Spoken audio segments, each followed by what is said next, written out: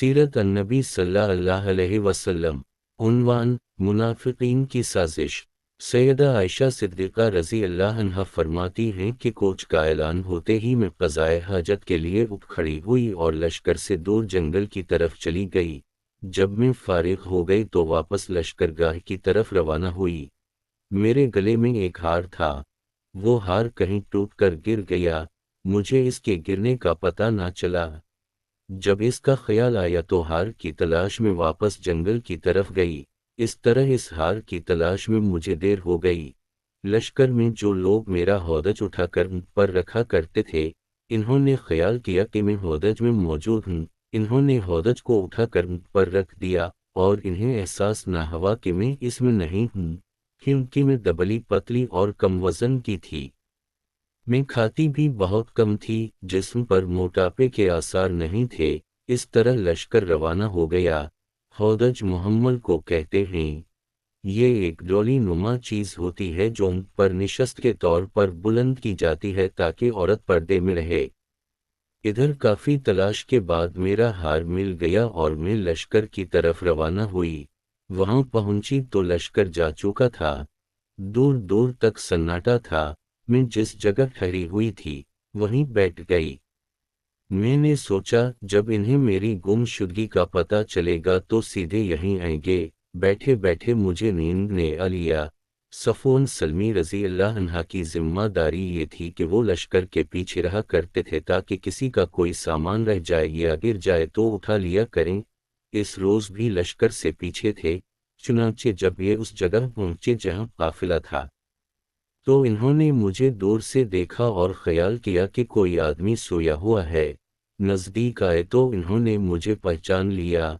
मुझे देखते ही इन्होंने अना लला वाना अलया रजावन पढ़ा। उनकी आवाज़ सुनकर मैं जाग गई। इन्हें देखते ही मैंने अपनी चादर अपने चेहरे पर डाल ली।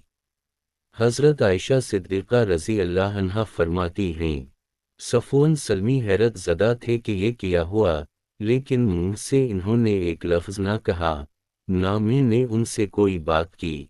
इन्होंने अपनी औनटनी को मेरे करीब बिठा दी और सिर्फ इतना कहा, माँ, सवार हो जाए, अलामत वागैन। मैंने उन पर सवार होते वक्त कहा, हस्बल्लाह निअमल वकील। अल्लाह ताली की ज़ात ही मुझे काफ़ी है और वही मेरा बेहतरीन सहारा है। फिर मेरे सवार होने के बाद इन्होंने उनको उठाया और इसकी महार पकड़ कर आगे रवाना हुए, यहाँ तक कि लश्कर में पहुँच गए। लश्कर उस वक्त नखले ज़हीरा के मकाम पर पड़ाव डाले हुए था और वो दोपहर का वक्त था। जब हम लश्कर में पहुंचे तो मुनाफिकों के सरदार अब्दुल्लाह बिन अबी को बुहतान लगाने का मौका मिल गया। इसने कहा, ये औरत कौन है जिसे सफ़वान साथ लाया है? उसके साथ ही मुनाफिक बोल उठे, ये आयशा है, सफ़वान के साथ आई हैं। अब ये लोग लगे बातें करने। फिर जब लश्कर मदीना मुनव्वरा पहुंच गया तो मुनाफिक अब्दुल्लाह बिन उबी दुश्मनी की बना पर और इस्लाम से अपनी नफरत की बुनियाद पर इस बात को शोहरत देने लगा।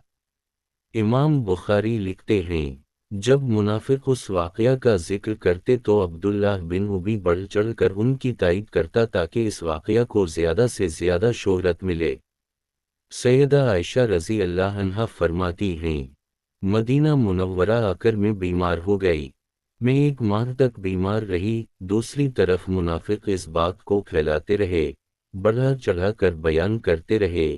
इस तरह ये बातें नबी अकरम सल्लल्लाहु अलैहि वसल्लम तक और मेरे माँ बाप तक पहुँचीं, जबकि मुझे कुछ भी नहीं मालूम हो सका था। अलबत्ता मैं महसूस करती थी कि हज़रत सल्लल्लाहु अलैहि वसल्लम मुझसे पहले की तरह मोहब्बत से पेश नहीं आते थे जैसा कि पहले बीमारी के दिनों में मेरा ख्याल रखते थे। दरअसल हुज़ूर अकरम सल्लल्लाहु अलैहि वसल्लम अपने घराने पर मुनाफिकीन की इल्ज़ाम तराशी से सख्त गमज़दा थे। इस फ़िक्र वरंज की वजह से घर वालों से अच्छी तरह घुल मिल बात करने का मौका भी ना मिलता था। आप सल्लल्लाहु अलैहि वसल्लम के इस तर्ज़ी अमल से मैं परेशान रहने लगी। मेरी बीमारी कम हुई तो सत्ता रज़ी अल्लाह अन्हा ने मुझे वो बातें बताई जो लोगों में फैल रही थीं। सत्ता रज़ी अल्लाह अन्हा ने खुद अपने बेटे मसता को भी बुरा भला कहा कि वो भी इस बारे में यही कुछ कहता फिरता है। ये सुनते ही मेरा मरज़ लौट आया। مجھ پر غشی طاری ہونے لگی، بخار پھر ہو گیا۔ گھر آئی تو بری طرح بے چین تھی، تمام رات روتے گزری، آنسو رکتے نہیں تھے، نیند آنکھوں سے دور تھی۔ صبح نبی اکرم صلی اللہ علیہ وسلم میرے پاس تشریف لائے۔ آپ صلی اللہ علیہ وسلم نے پوچھا، کیا حال ہے؟ تب میں نے عرض کیا آپ مجھے اجازت دیں گے کہ میں اپنے ماں باپ کے گھر ہو آؤں؟ آپ صلی اللہ علیہ وسلم نے مجھے اجازت دے دی۔ دراصل میں چاہتی تھی اس خبر کے بارے میں والدین سے پوچھوں۔ جب میں اپنے ماں باپ کے گھر پہنچی تو میری والدہ ام رومان رضی اللہ عنہا مکان کے نچلے حصے میں تھیں، جبکہ والد اوپر والے حصے میں قرآن کریم کی تلاوت کر رہے تھے۔ والدہ نے مجھے دیکھا تو پوچھا، تم کیسے آئیں؟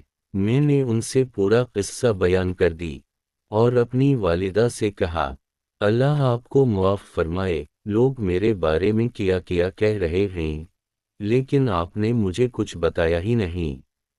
اس پر میری والدہ نے کہا، بیٹی تم فکر نہ کرو، اپنے آپ کو سنبھالو، دنیا کا دستور یہی ہے کہ جب کوئی خوبصورت عورت اپنے خاوند کے دل میں گھر کر لیتی ہے تو اس سے جلنے والے اس کی یکجوئی شروع کر دیتے ہیں۔ یہ سن کر میں نے کہا، اللہ کی پناہ، لوگ ایسی باتیں کر رہے ہیں، کیا میرے ابا جان کو بھی ان باتوں کا علم ہے؟ انہوں نے جواب دیا، ہاں انہیں بھی معلوم ہے۔ اب تو مارے رنج کے میرا برا حال ہو گیا، میں رونے لگی۔ میرے رونے کی آواز والد کے کانوں تک پہنچی تو وہ فوراً نیچے اتر آئے۔ انہوں نے میری والدہ سے پوچھا، اسے کیا ہوا؟ تو انہوں نے کہا، اس کے بارے میں لوگ جو افواہیں پھیلا رہے ہیں وہ اس کے کانوں تک پہنچ چکی ہیں۔ اب تو والدہ بھی رونے لگیں، والد بھی رونے لگے۔ اس رات بھی میں روتی رہی، پوری رات سو نہ سکی۔ میری والدہ بھی رو رہی تھیں، والد بھی رو رہے تھے، ہمارے ساتھ گھر کے دوسرے لوگ بھی رو رہے تھے۔ ایسے میں ایک انصاری عورت ملنے کے لیے آ گئی۔ میں نے اسے اندر بلا لیا، ہمیں روتے دیکھ کر وہ بھی رونے لگی، یہاں تک کہ ہمارے گھر میں جو بلی تھی وہ بھی رو رہی تھی۔ ایسے میں رسول اللہ صلی اللہ علیہ وسلم تشریف لے آئے۔ آپ صلی اللہ علیہ وسلم نے سلام کیا اور بیٹھ گئے۔ جب سے یہ باتیں شروع ہوئی تھی، آپ صلی اللہ علیہ وسلم نے میرے پاس بیٹھنا چھوڑ دیا تھا، لیکن اس وقت آپ صلی اللہ علیہ وسلم میرے پاس بیٹھ گئے۔ ان باتوں کو 1 ماہ ہو چکا تھا۔ اس دوران آپ پر وحی بھی نازل نہیں ہوئی تھی۔ آپ صلی اللہ علیہ وسلم نے بیٹھنے کے بعد کلمہ شہادت پڑھا اور فرمایا، عائشہ مجھ تک تمہارے بارے میں ایسی باتیں پہنچی ہیں، اگر تم ان تہمتوں سے بری ہو اور پاک ہو تو اللہ تعالی خود تمہاری برات فرما دیں گے، اور اگر تم اس گناہ میں مبتلا ہوئی ہو تو اللہ سے استغفار کرو اور توبہ کرو، کیونکہ بندہ جب اپنے گناہ کا اقرار کر لیتا ہے اور اللہ سے توبہ کرتا ہے تو اللہ اس کی توبہ قبول کرتے ہیں۔ اس پر میں نے اپنے والد اور والدہ سے عرض کیا، جو کچھ رسول اللہ صلی اللہ علیہ وسلم نے فرمایا ہے اس کا جواب دیجیے۔ جواب میں حضرت ابو بکر صدیق رضی اللہ عنہ نے فرمایا، میں نہیں جانتا، اللہ کے رسول سے کیا کہوں؟ تب میں نے عرض کیا، آپ سب نے یہ باتیں سنی ہیں، اب اگر میں یہ کہتی ہوں کہ میں ان الزامات سے بری ہوں اور میرا اللہ جانتا ہے کہ میں بری ہوں تو کیا اس پر یقین کر لیں گے؟ لہٰذا میں صبر کروں گی، میں اپنے رنج اور غم کی شکایت اپنے اللہ سے کرتی ہوں۔ اس کے بعد میں اٹھی اور بستر پر لیٹ گئی۔ اس وقت میں سوچ بھی نہیں سکتی تھی کہ اللہ تعالی میرے معاملے میں آیات نازل فرمائے گا، جن کی تلاوت کی جایا کرے گی، جن کو مسجدوں میں پڑھا جایا کرے گا۔ البتہ میرا خیال تھا کہ اللہ میرے بارے میں رسول اللہ صلی اللہ علیہ وسلم کو کوئی خواب دکھا دیں گے اور مجھے اس الزام سے بری فرما دیں گے۔ ابھی ہم لوگ اسی حالت میں تھے کہ اچانک آپ صلی اللہ علیہ وسلم پر وحی کے آثار محسوس ہوئے۔